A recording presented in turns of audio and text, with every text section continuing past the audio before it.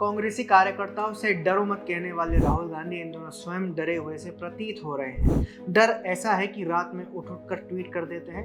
अब रात की 1:52 पर राहुल गांधी ने एक ट्वीट करके कहा कि 2-in-1 को मेरा चक्रव्यूह वाला भाषण पसंद नहीं आया। ईडी के अंदरूनी लोगों ने मुझे बताया है कि छापेमारी की योजना बनाई जा रही है। बांह फैलाकर ईडी का इंतजार कर रहा हूँ, चाय और बिस्कुट मेरी तरफ से।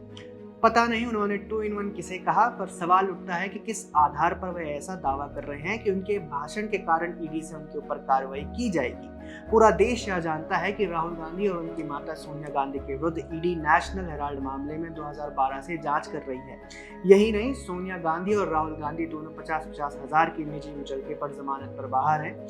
अब जो आरोपी जमानत पर बाहर है, क्या उनसे जांच एजेंसी पूछताछ नहीं करेगी? 2012 में यूपीए की सरकार थी, तब से ईडी इस मामले में जांच कर रही है।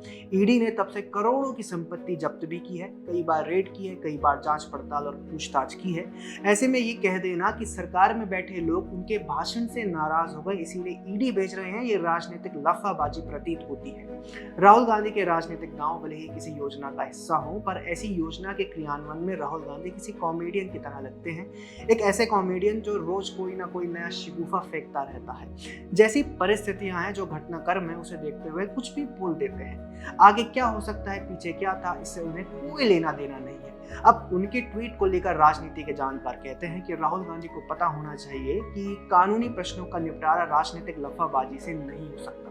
कानूनी मामले कानूनी तरीकों से ही चलते हैं। जांच एजेंसियां और अदालती कानूनी तरीकों से ही काम करते हैं। अब और आगे बढ़ते हैं। राहुल गांधी जब कहते हैं कि मोदी शाह नाराज हैं इसीलिए ईडी उनके ऊपर छापा मारने आएगी, तब वे ये भी कहना चाहते हैं कि केंद्र सरकार ईडी का दुरुपयोग कर रही है, ईडी को राजनीतिक बदले के लिए इस्तेमाल किया जा रहा है।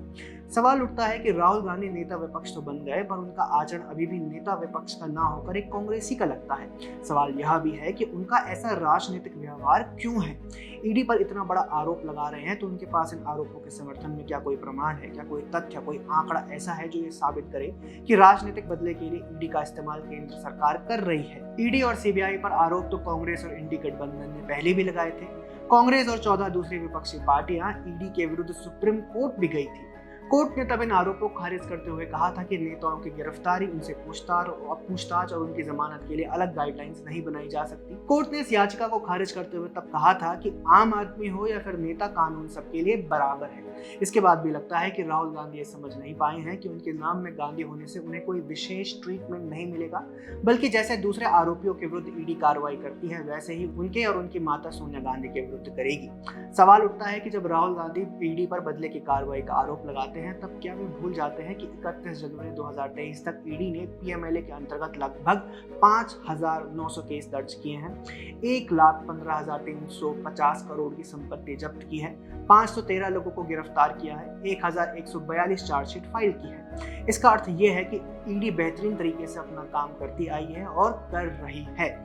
जांच एजेंसी अगर राजनीतिक दबाव में और राजनीतिक उद्देश्यों के लिए ही काम कर रही होती तो फिर कोर्ट में उनके केस कैसे टिके रहते? ईडी के केस में ही दिल्ली शराब घोटाले में लंबे समय से मुख्यमंत्री अरविंद केजरीवाल जेल में है। पश्चिम बंगाल के कई मंत्री घोटालों के आरोप में जेल में हैं। हेमंत सोरेन को भी हाल ही में जमानत मिली है। आरजेडी नेताओं पर भी मामले चल रहे हैं। ऐसे में एक बात तय है कि भ्रष्टाचार के गंभीर आरोपों के बाद भी इंडी गठबंधन की पार्टियों और राहुल गांधी बार बार ईडी का राजनीतिकरण करने का प्रयास करते दिखते हैं। इस बार उन्होंने आधी रात को ट्वीट करके छापेमारी की भविष्यवाणी की है और हवाला अंदरूनी व्यक्ति का दिया है। मजे की बात तो यह है कि जेल जाने से पहले दिल्ली के मुख्यमंत्री और आम आदमी पार्टी के संयोजक अरविंद केजरीवाल भी इसी तरह से कथित अंदरूनी लोगों के हवाले से दावा किया करते थे। प्रतीत होता है कि केजरीवाल के जेल में होने के कारण अब उनका काम राहुल गांधी कर रहे हैं। अब एक बार राहुल गांधी के चक्रव्यूह वाले भाषण की बात भी कर ही लेते हैं। राहुल गांधी ने संसद में भाषण देते हुए कहा था कि केंद्र सरकार 2 उद्योगपतियों गौतम अडानी और मुकेश अंबानी के हाथ में देश की सारी संपत्ति देना चाहती है।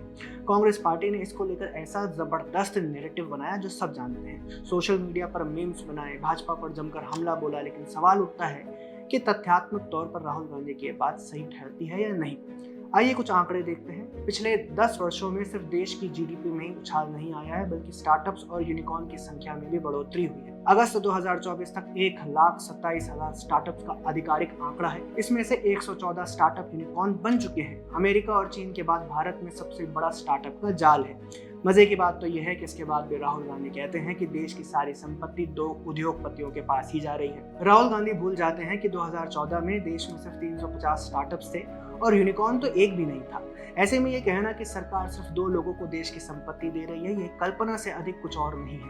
ऐसे में एक बात तो कही जा सकती है कि राहुल गांधी राजनीति में सफल होंगे या नहीं, इस पर आज इतने वर्षों के बाद भी असमंजस है, लेकिन वो फिक्शन राइटिंग में निश्चित तौर पर सफल होंगे, ये हमारी गारंटी है।